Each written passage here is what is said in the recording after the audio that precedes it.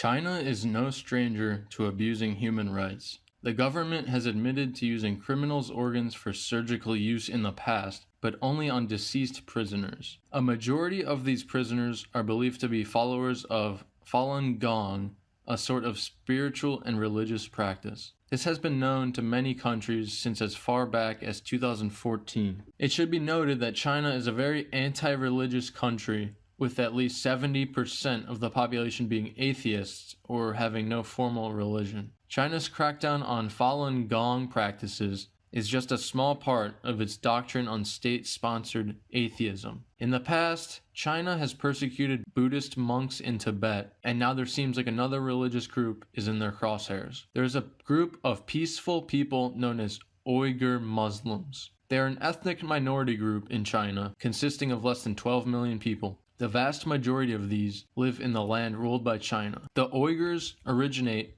from Turkic lands, around the regions of Central and East Asia. They are undoubtedly native to this region, yet China refuses to recognize them as an indigenous group. The land which Uyghurs have resided in for centuries is now called Xinjiang, which translates to New Territory. To the Chinese government, they are given only the title of a regional minority within the nation, despite the fact that their existence in these lands goes as far back as the 10th century. Despite their native origin and existence in China for over a millennia, Uyghurs are currently facing heavy persecution under the Chinese government. They are stripped of basic human rights simply because they represent a culture that may pose a threat to the Chinese government's policy of state-sponsored atheism and conformity. Uyghurs have to put up with a constant police state during their daily lives. They are not permitted to practice their religion, even in the privacy of their own home. Police have been instructed to survey for any signs of religious extremism. What may alert these officials as signs of religious extremism include things such as growing facial hair, having prayer rugs, owning books about Uyghur culture, and even suddenly stopping smoking or drinking. Now, when you think of extremist groups, you're getting into the territory of violent activist groups, groups that practice terrorism. How could you apply the title of extremist to a peaceful religious person just because they own a book about their beliefs? It is estimated that over 1 million Uyghurs are detained in prison camps, which the Chinese government termed re-education camps. Despite the cushiony name they are given, these camps are not to educate Uyghurs how to file taxes or how to apply for a mortgage. They are trying to forcibly change the Uyghurs' own personalities and beliefs. These re-education camps have been operated since 2014, part of the so-called Strike Hard campaign against violent terrorism. It was estimated in May 2018 by the Assistant Secretary of Defense for Asian and Pacific Security Affairs that there is at least 1 million but likely closer to 3 million citizens imprisoned in these camps. These claims do not stand alone. A United Nations Human Rights panel in August 2018 said that there are credible reports that 1 million Uyghurs in China have been held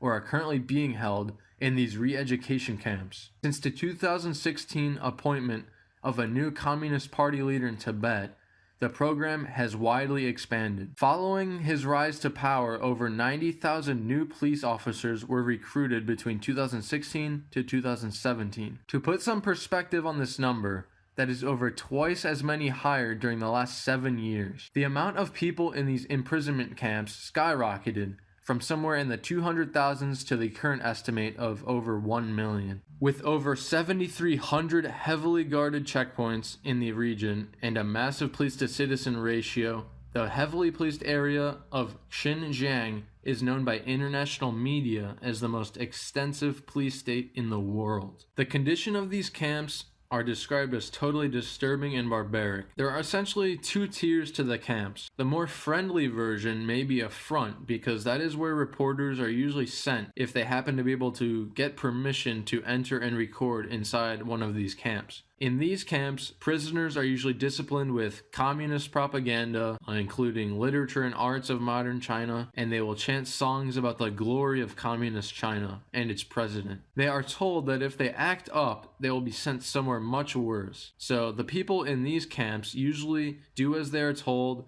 and just try to get out of the camp alive. The worst camps are the camps that reporters are never allowed to enter or record. The conditions of these camps are reported by previous prisoners as much more evil. Torture methods are commonly practiced. People are forced to stay in cramped and suffocating cells and forced to study communist propaganda and chant hymns to the Communist Party.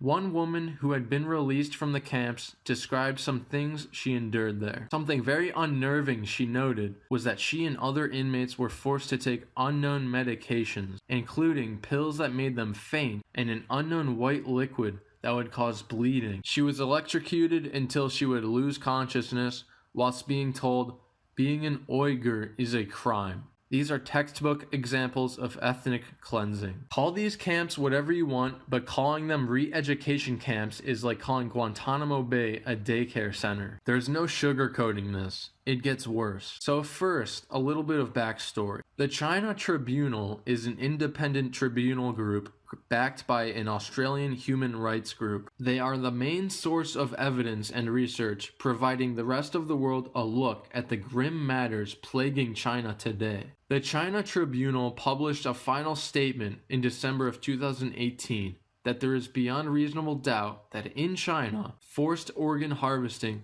from alive and awake prisoners has been practiced for a substantial period of time involving a large number of victims. A lawyer from China Tribunal stated that China was cutting out the hearts and other organs from living, blameless, harmless, peaceable people. It has been well known that Uyghurs and other minorities have been detained in camps for the past 5 years, but the fact that live organ harvesting is happening now is beyond frightening. Harvesting organs from people while they are still alive and without consent is a serious allegation. The tribunal takes this case very seriously. They consider each piece of evidence and determine validity. This is not a hostile, biased report. It is merely an act of justice and telling the people what they need to know. The tribunal, as well as many independent researchers, approach with caution and practice a fair approach to the People's Republic of China, also known as the PRC. Contributions, verifications, and questions were asked to the PRC at every stage of this process. The following evidence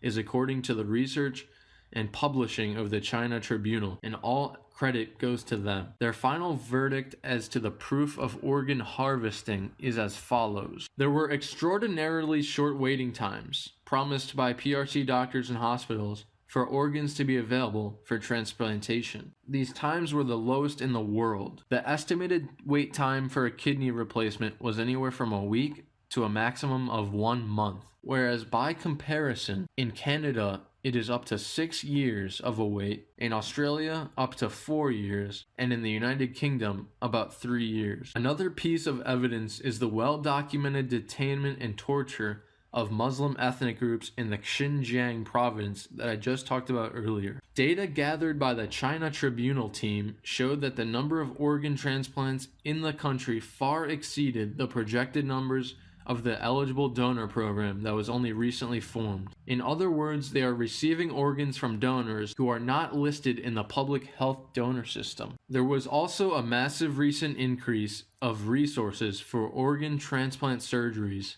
such as facilities and medical staff. The most striking bit of evidence here is the fact that they always reported extremely short waiting times. No matter where you live in the world, organs are always in short supply, and there are year-long waiting lists to get them. That, along with the fact that a voluntary donor system didn't really exist prior to this data being gathered, are major red flags that something terrible is going on and they are trying to hide it. Now, concluding this evidence, the China Tribunal final report states, and I quote, "Forced organ harvesting has been committed for years throughout China on a significant scale, and that Falun Gong practitioners have been one, and probably the main, source of organ supply. More recent developments have been the persecution of Uyghurs, and only time will tell if they too will be subjected to organ harvesting." It seems like the only likely conclusion is that forced organ harvesting is alive and well in the People's Republic of China.